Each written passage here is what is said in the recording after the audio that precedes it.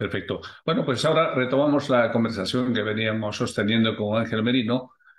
Ahora sí abordaremos el tema de la corrupción.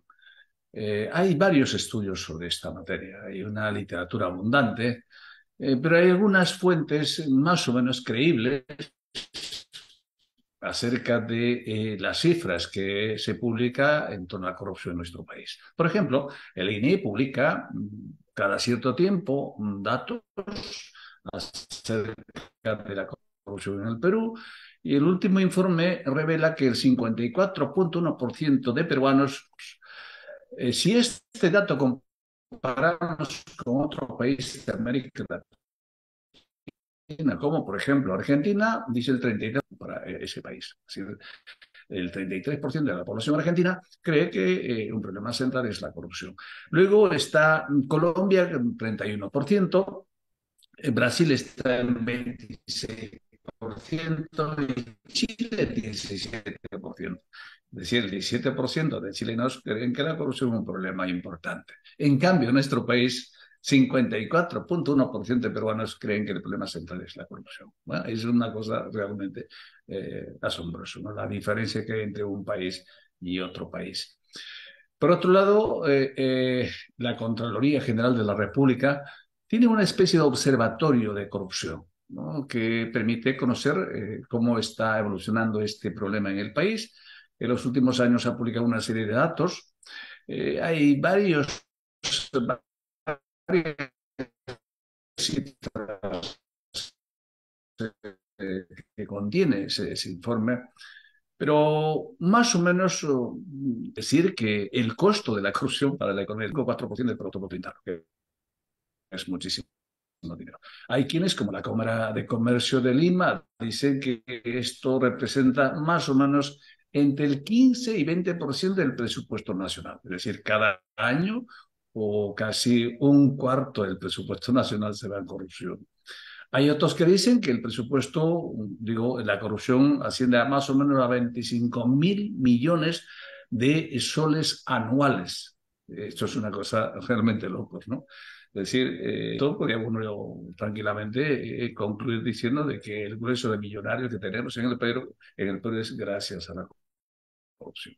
Este flagelo, esta lacra, este problema, que es un problema estructural, bueno, pues no solamente está en la administración pública, de hecho también está en la administración o en el sector privado. La gente cree que la corrupción es solamente con la burocracia o con los ministerios, ni muchísimo menos. Esto es tanto en el ámbito privado central, es un problema central. Y, y yo creo que merece la pena conversar, por lo menos a grandes rasgos. No sé que es todo un tema. Podríamos hacer un monográfico sobre el tema de la corrupción en el Perú. Somos un país líder en corrupción, una vergüenza mundial, de verdad, sinceramente. Y yo quiero preguntarte, Ángel, ¿qué te parece estas cifras? ¿No? ¿Cómo es que podemos vivir en un país con estos datos tan vergonzosos, datos que creo que preocupa, ¿no? Preocupa a la gente honesta, a la gente que paga sus impuestos, a la gente que contribuye con su trabajo a crear riqueza en el Perú. Sin embargo, hay un segmento importante de la sociedad peruana que se enriquece con dinero público. Y son millonarios hechos en la sombra, bajo la penumbra, debajo de la mesa, dinero negro. Así estamos. ¿Qué te parece, Ángel, este escenario? Eh, no sé si me atrevo a decir que la corrupción se ha hecho parte de la cultura nuestra, no por algo nos dicen el país de Pepe el Vivo, pero yo veo que la corrupción eh, ya tiene larga edad. Le ha tocado vivir una etapa, ¿verdad?, bastante oscura respecto a la corrupción. Y estamos hablando primero de la corrupción estatal, de la llegada de la democracia de la cual hablaba. Hemos visto que a excepción del presidente, del expresidente Fernando Belaúnde, los otros pues o están presos o están investigados, hay alguno que ya no está, pero a consecuencia precisamente de actos de corrupción. O sea, ha sido una sucesión de presidentes, o sea, del funcionario de más alto nivel de este país que ha estado involucrado en actos graves de corrupción. Y a mí me hace entender que eso genera todo un espectro de corrupción hacia abajo. Y era lo que yo decía en esta encuesta que habían hecho en México, el ciudadano de a pie, que dice, ¿por qué voy a pagar yo impuestos si el que está arriba se lo roba? ¿No? Y hoy día, a través de los medios de difusión, ya se conoce todo lo que antes no se conocía, porque me parece que la corrupción ya viene inclusive desde más atrás de estos 40 años que yo estaba mencionando, pero se ha instituido la corrupción en el país y se ha hecho parte de nuestra cultura. Yo me doy cuenta que en ese espacio oscuro que se ha generado en el país, eh, hay dos cosas, ¿no? Uno, que también eso ha saltado pues, a la comunidad, ha saltado al ciudadano de a pie, porque vemos que quienes hoy día están contra la corrupción, mañana cuando ocupan un cargo público, pues están pasando por lo mismo, ¿no? Entonces, ahí hay un problema muy serio de descomposición del núcleo social, creo yo, porque quienes llegan a gobernar, ¿de dónde proceden? Del núcleo social. Entonces, ahí más bien yo llamaría la atención para tener una mirada, qué es lo que le ha sucedido al componente social peruano. O sea, ¿qué es lo que nos ha sucedido para que la corrupción haya calado tanto en la cultura de nuestro país, del colectivo social?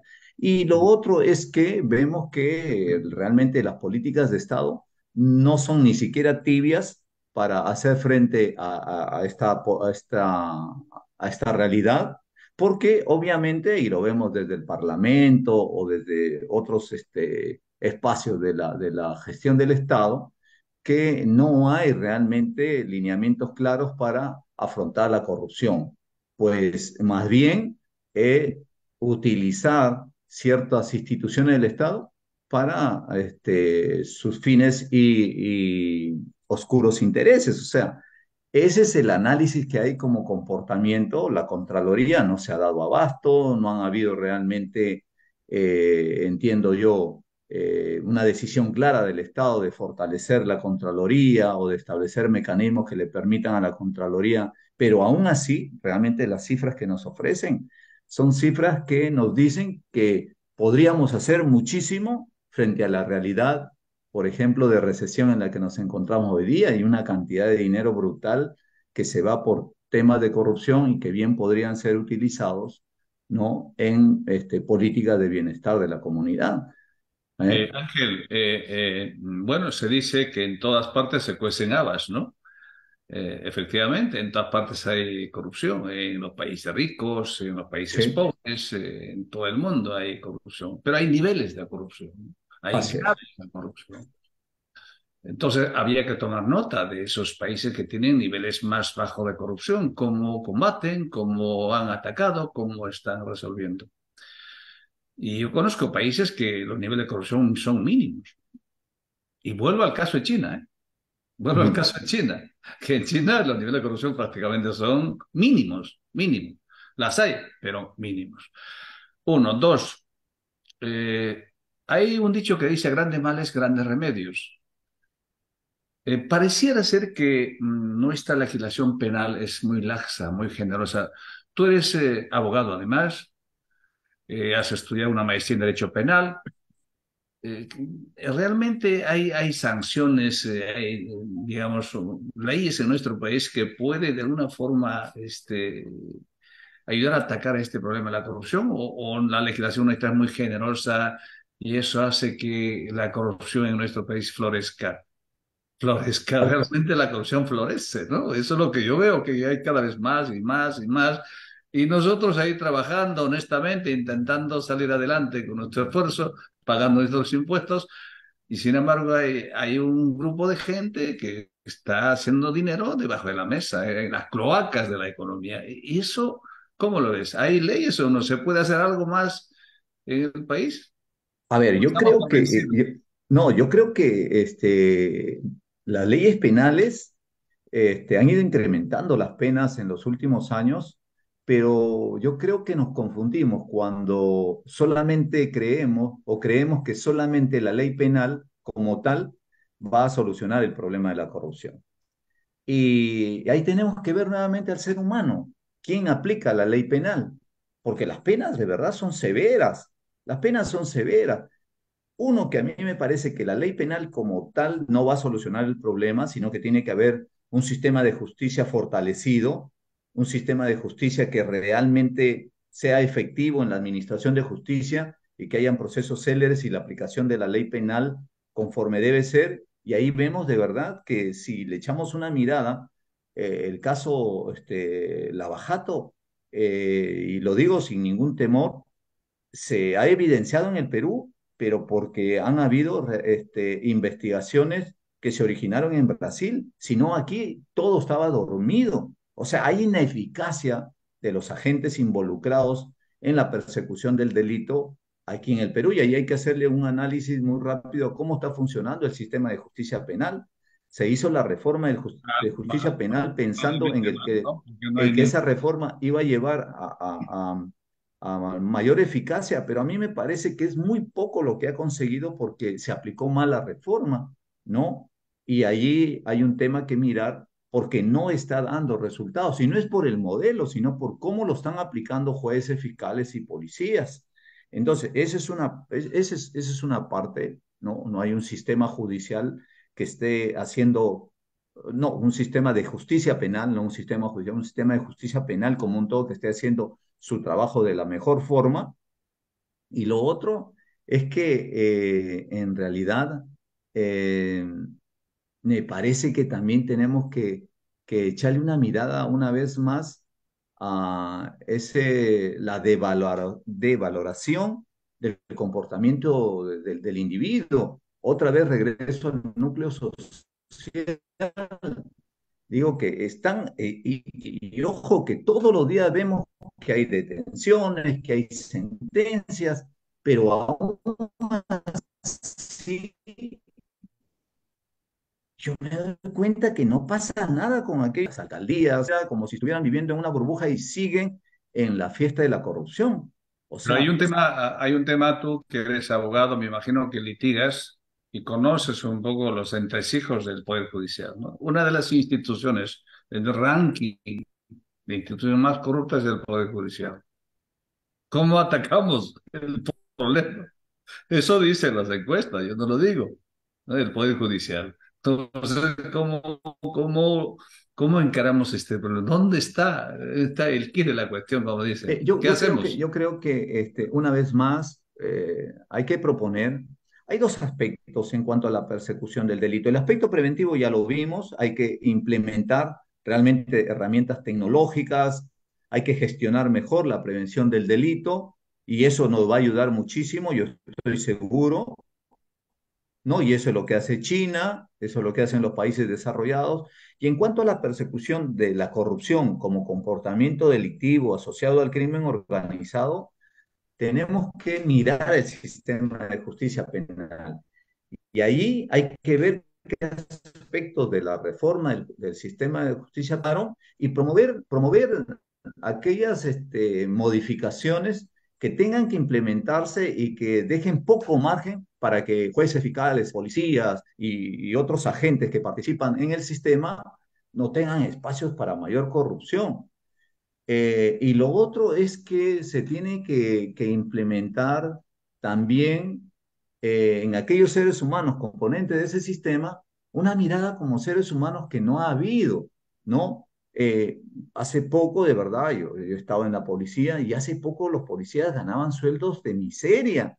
O sea, ¿cómo le podemos pedir? Y yo no estoy justificando el delinquir, ¿no? Pero es un componente inevitable. Yo estaba reflexionando que si ese ciudadano tiene un proyecto de vida profesional, tiene una remuneración que le permita tranquilidad, él va a estar un poquito más alejado de decidir respecto del lado oscuro.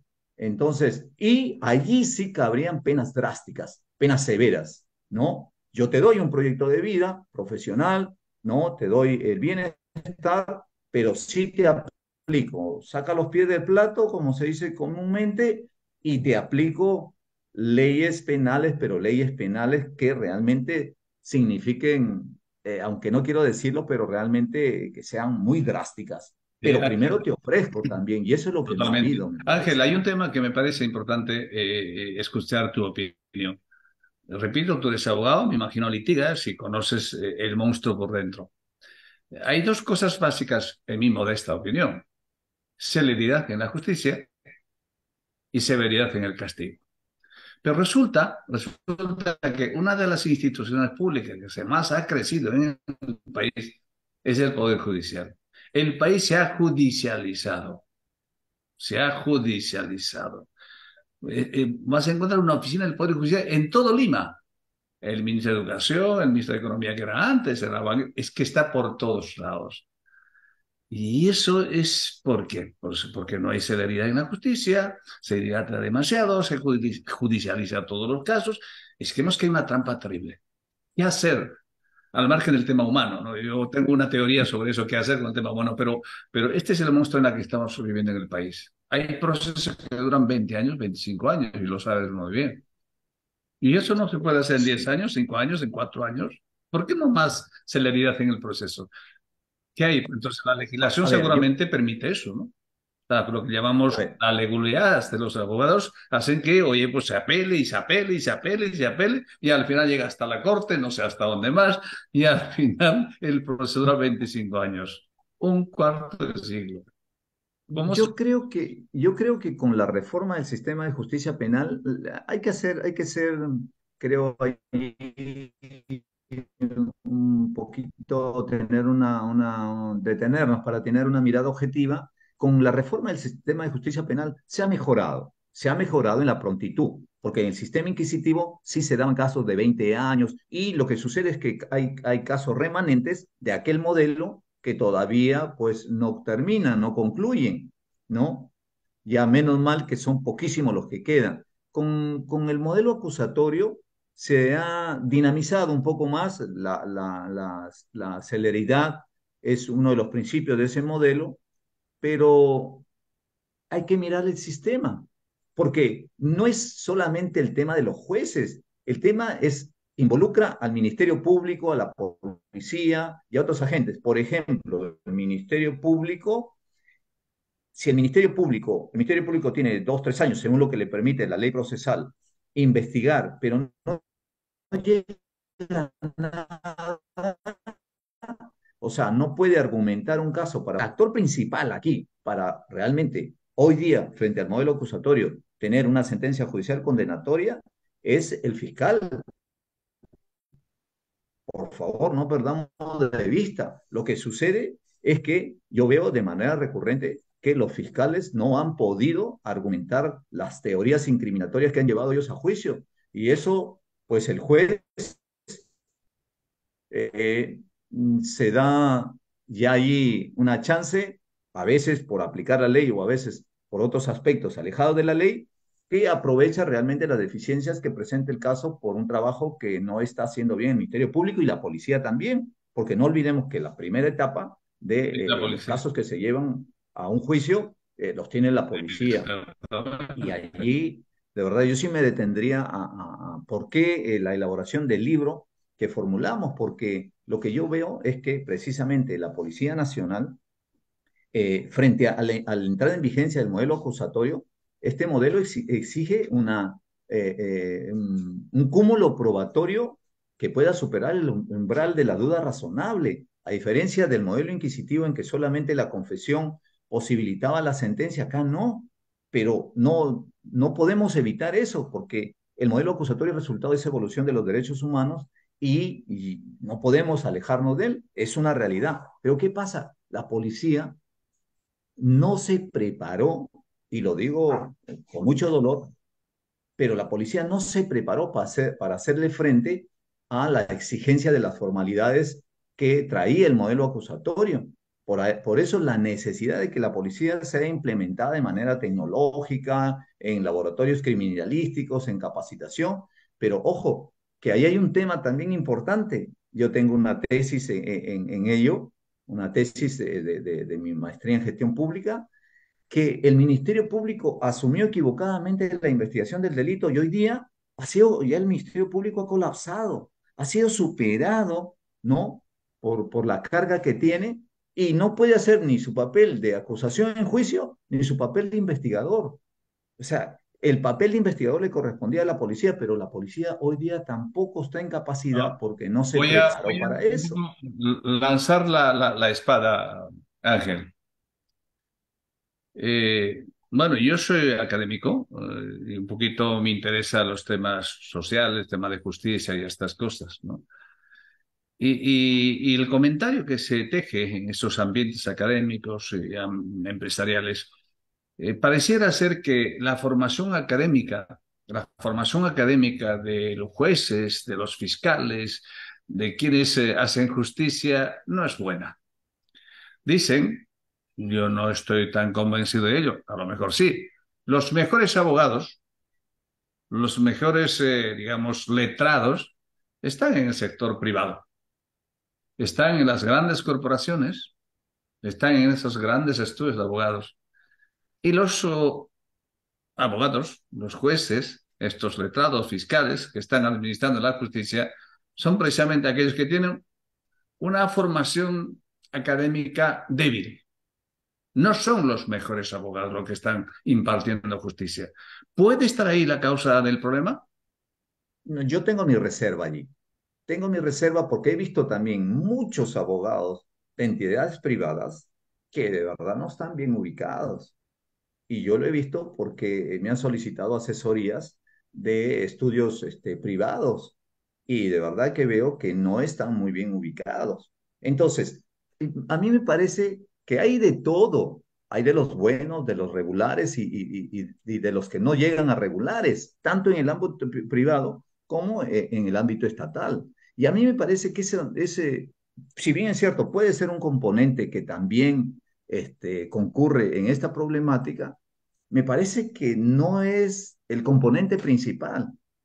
Claro, yo decía, es un todo estructural, pero el componente principal es que el Ministerio Público, en este caso, se ha hecho de verdad de una tarea que no ha podido gestionar y que allí se ha hecho un cuello de botella de donde no salen los casos y los pocos casos que llegan a juicio no están logrando sentencias judiciales condenatorias y eso genera impunidad. O sea, Perfecto.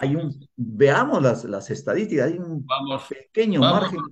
vamos rotando con más preguntas. Más preguntas. Ángel, tú has sido jefe de la Interpol en Perú. Sí. La pregunta de cajón.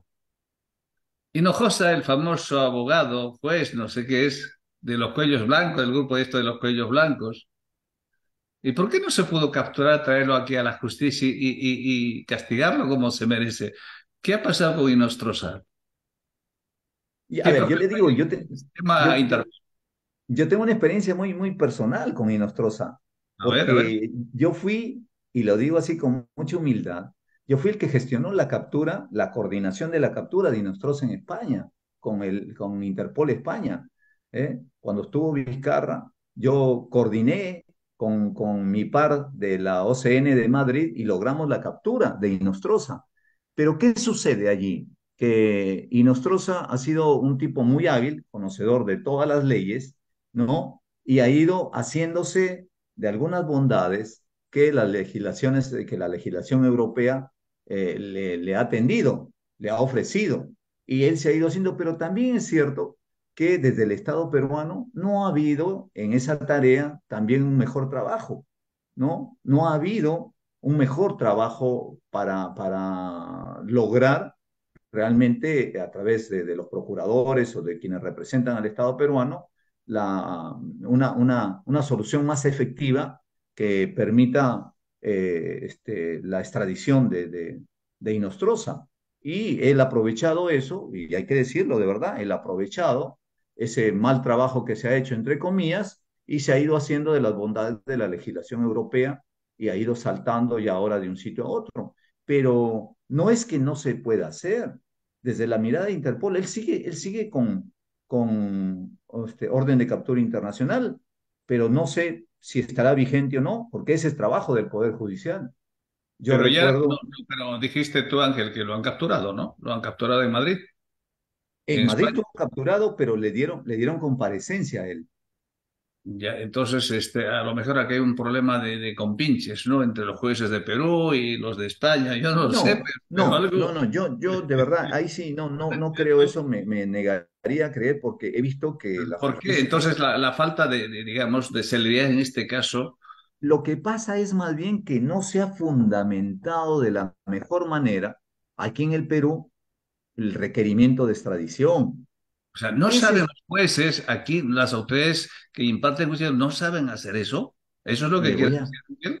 definitivamente pocos conocen los mecanismos de Interpol, Pero este no es un de caso la único, extradición ¿no? Ha mismo. habido muchos casos, ¿no? No es un caso Sí, único, hay muchos casos de extradiciones. Entonces, hay experiencia vasta sobre este tema. Y además tienen asesores en esta materia. Entonces, algo más ahí que pero impide no, traerlo. no crea, sí, es cierto que por ahí hay un componente a veces de ese falso espíritu de cuerpo, sí es cierto, y me parece que ahí ha habido algo, pero también es cierto que hay un desconocimiento en el Poder Judicial de los mecanismos de Interpol. Nosotros dábamos charlas, jueces, fiscales, porque teníamos que corregirles inclusive el requerimiento de extradición. Interpol tiene ciertas formalidades que el Poder Judicial, en este caso de manera particular peruano, tiene que cumplir y que en el Poder Judicial jueces y auxiliares no las conocían. Entonces nosotros hemos dado charlas en el Ministerio Público, ¿no? Para efectos de que se haga ese mejor trabajo y no genere, pues, retardos, demoras, o que no se consiga realmente que se pueda emitir la orden de captura internacional a través de Interpol, ¿no? O sea, entonces esto es una experiencia negativa, porque cualquier corrupto se va al extranjero y luego traerlo a ese individuo va a costar muchísimo, simplemente se lo va a pasar buena vida en esos países después de repatriar el dinero que robó. Pues ese es un poco el ejemplo que hay que seguir. Eh, yo lo que sí puedo subrayar es que el Estado peruano, a través de sus entidades, no está haciendo el mejor trabajo, y lo digo como testigo de excepción, como jefe de Interpol, no está haciendo su mejor trabajo en el tema de las extradiciones. Se han conseguido algunas, pero me parece que ahí hay que corregir muchas cosas, hay que hacer un mejor trabajo, el Ministerio de Justicia y todo el Poder Judicial y todos aquellos los que están involucrados para hacer un requerimiento efectivo que yo veo sí logran los otros países cuando nos requieren a nosotros un ciudadano en vía de extradición. Nosotros, por ejemplo, en Interpol teníamos 50 capturas y el sistema peruano tenía 15 pedidos de extradición. Ya. Pero tú, Ángel, oye, pues podías estar ahí asesorándolos, trabajando con este equipo de gente que le falta experiencia, que le falta conocimientos. Y yo no entiendo por qué no te llaman a esos espacios, ¿no? Con la experiencia que tú tienes, para que puedas ayudar, porque de eso se trata. Experiencia, conocimiento, para que las cosas caminen, ¿no? ¿No te han Mire, invitado a que formases parte del equipo de asesores? no me han invitado, pero mire, yo estuve en el equipo más bien de capacitadores de un equipo que se implementó en el Ministerio de Justicia para capacitar en el marco de la implementación del modelo acusatorio. Estuve 2 años ahí trabajando y después he sido miembro del equipo técnico de implementación de reforma procesal y he tratado de ayudar también a la policía, fiscales, tratando de establecer puentes para que se haga un trabajo en equipo. He trabajado también con la Unión Europea 3 años para ver cómo se mejora el sistema de persecución criminal en el Perú. O sea, he hecho en este tiempo, lo digo con humildad, allí un trabajo arduo, hasta que hace 2 años pues ya me retiré de la policía, pero sin embargo me di la chance de seguir trabajando la propuesta de reforma. ¿Eh? Ah, qué O sea, interesante. Enhorabuena. no me he Enhorabuena. alejado del todo, no me he alejado del todo y estoy ahí tratando de empujar el carro para que la propuesta de reforma de la policía, porque considero que la policía es un ente importante en la persecución y en la prevención del delito, pues esta propuesta encuentre eco y finalmente la policía pueda tener los medios tecnológicos, Me los parece. medios y todo lo Me que parece. necesita, ¿no? Ángel, pero vuelvo al caso Inostroza. El caso Inostroza es un caso realmente casi emblemático, ¿eh? Es una Sí. vergüenza nacional, vergüenza mundial, ¿no? Un individuo como este, un vulgar delincuente, paseándose y sus anchas en España. Sin embargo, pudimos traerlo, por ejemplo, a Toledo de Estados Unidos. Pudimos traerlo a Fujimori de Chile, de Japón a Chile, de Chile a Perú.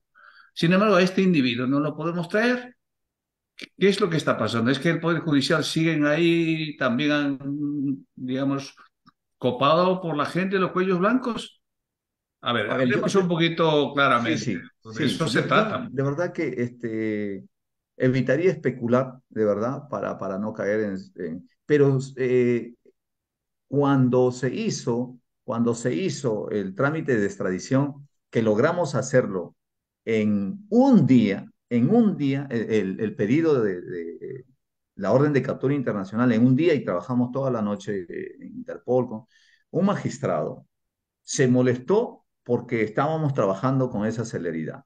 Y dijo, ¿y ustedes ¿Por qué trabajan de noche? por qué trabajan de noche? ¿Por qué? Le digo, Las pues extras. nosotros, Interpol no es el Estado peruano. Interpol lo que está haciendo es ayudarlo a ustedes para que ustedes puedan realmente capturar a una persona que estaba fugada y que debe venir realmente a responder a la justicia peruana, pero nosotros estamos ayudándolos. Quienes deberían preocuparse son ustedes, ¿no? Y entonces eso sí me evidenció a mí de que allí habían comportamientos confusos, Bueno, equívocos, sí. ¿no? Huelgan comentarios, Ángel, huelgan comentarios. Bueno, ¿cómo podemos cambiar este estado de cosas? Hemos partido del principio diciendo que el problema de la corrupción era una especie de un problema cultural, ¿no?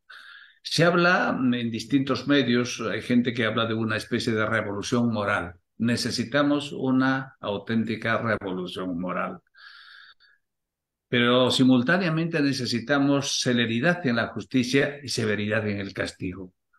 ¿Podemos hacer esto de la revolución moral? ¿Es posible abordar esto desde las escuelas, desde el colegio, la universidad? Yo soy de una tesis muy simple. Para ser rico no hay que ser corrupto. El ser rico no entra en colisión con ser honesto. Puedes ser rico y al mismo tiempo ser honesto. Pareciera ser que en nuestro país comparado con otros países, ser rico es sinónimo de corrupto, lo cual no es cierto. Hay gente millonaria en el país, muy honesta, muy trabajadora, muy honrada, que tributa, que aporta al país. Pero también hay un gran contingente de millonarios en el Perú que se han hecho en la sombra, bajo la penumbra, en la cloaca. Por lo tanto, yo creo que necesitamos trabajar mucho más en eso que llama revolución moral. Insisto, celeridad en la justicia y severidad en el castigo. ¿Qué te parece eso? ¿Podemos emprender ese camino o no, Ángel? ¿Cómo lo ves? Mire, usted me ha llevado, Alejandro, a un punto que para mí es abrirme las puertas a comentarle esto. Yo estoy viviendo ya en yoga hace más o menos 6, 8 años. Estoy próximo a publicar precisamente un libro sobre mi aprendizaje en yoga. Y esta experiencia de vida en yoga me ha permitido entender a mí que resultando tan difícil cambiar al colectivo, cambiar al ser humano que sale de ese colectivo para llegar al Estado y gestionarlo de la manera como tiene que gestionarlo, con transparencia, ¿no? eh, yo postulo por algo desde el yoga que si en lo individual dejamos de ser parte del problema, pasamos a ser parte de la solución. Y como decimos en yoga, vamos a hacer un efecto multiplicador, ¿no? ¿Qué podemos hacer como individuos, ¿no? Frente a una situación tan deplorable a la que ha llegado la sociedad nuestra. Yo por eso me atreví a escribir un libro, estoy próximo a publicarlo, porque la idea es generar ese efecto multiplicador. No es que esté siendo soñador, trato más bien de ser bastante realista. Es entiendo que se tendría que hacer aquí una reforma estructural del Estado, que tendría que mirar la educación como primer aspecto, ver realmente construir una nueva cultura a partir de una nueva educación, pero ¿de qué tipo de educación, no? Porque ya vemos que la educación que tenemos hoy día, el modelo, no nos ha dado resultado.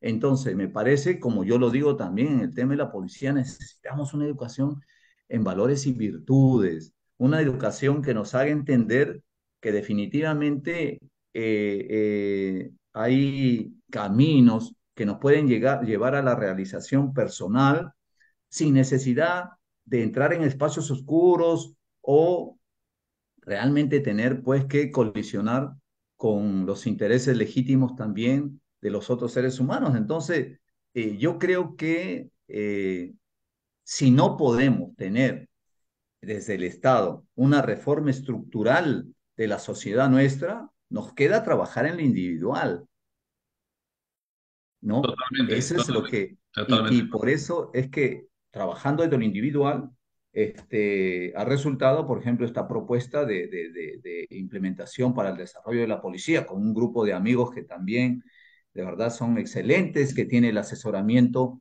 del gobierno de España a través de mi buen amigo Jesús Cobos, coronel de la Policía Española. Este libro que estoy próximo a publicar, le digo que es resultado de esa reflexión constante que me lleva a decir que puedo hacer mucho realmente por aportar en ese cambio que necesitamos. Seguro que sí, Ángel. Bueno, pues cuando tengas el libro, o lo presentamos aquí en Economía y Desarrollo, así Sí, lo sí. difundimos y hacemos que se conozca, que se conozca el contenido de ese futuro libro. Nada, ha sido un placer conversar contigo, Ángel. Ha sido una conversación amena, divertida. Así que yo muy contento. Esperamos una próxima cita podamos abordar con más profundidad el tema de la corrupción, ¿no? Eso de los cuellos blancos, Odebrecht, el tema tan vasto, tan amplio, de que mucha gente se está haciendo sinceramente rica de mala manera. Sí, sí, Eso sí, sí. llama las cloacas de la economía. Eso hay que combatirlo. No hay Alejandro, que mirar con indiferencia. yo quiero dejarle un último mensaje a la gente, de verdad. No Adelante, por favor. terminamos por